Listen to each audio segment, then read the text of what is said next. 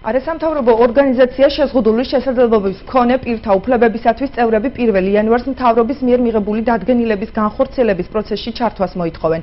დოკუმენტის თანახმად სახელმწიფომ ვალდებულება აიღო 5 წლის განმავლობაში შშმ პირებისათვის ადაპტირებული გარემო შექმნას. არასამთავრობო ორგანიზაციის წევრებს მიაჩნიათ, რომ ქვეყანაში არსებული ეკონომიკური გარემოს გათვალისწინებით ვალდებულებების შესრულება გაჭირდება.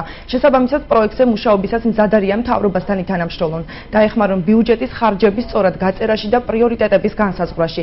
არასამთავრობო ორგანიზაციის წევრებმა დღესვე მთავრობას თხოვნით მიმართეს ტერმინი შეზღუდული შესაძლებლობების მქონე პირები განსაკუთრებით საჭიროების მქონე პირით შეიცვალოს.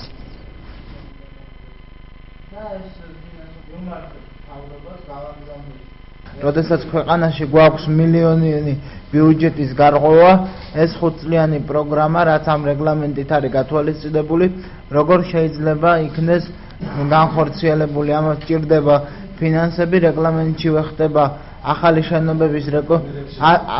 შენობების აშენება, რომელიც უნდა იყოს ადაპტირებული, აგრეთვე ძველი შენობების რეკონსტრუქცია. ჩვენი ორგანიზაცია მზად არის ჩაერთოს ამ მიმართულებით კონსულტანტად, ითანამშრომლოს საქართველოს მთავრობასთან. ჩვენ მიმართავთ მთავრობას, კარგია რომ მთავრობის დადგენილებით დაიყო შშმ პირები კატეგორიად, მაგრამ სასურველია თუ კი ტერმინი შეზღუდული შესაძლებლობების მქონე პირები შეიცვლება განსაკუთრებით საჭიროების მქონე პირებად. იმიტომ რომ შეზღუდული შესაძლებლობების მქონე პირებისათვის ეს სტატუსი არის შეურაცხყოფელი, უხერხული და სასურველი იქნება თუ მათ უწოდებთ როგორც განსაკუთრებული საჭიროების მქონე პირებს.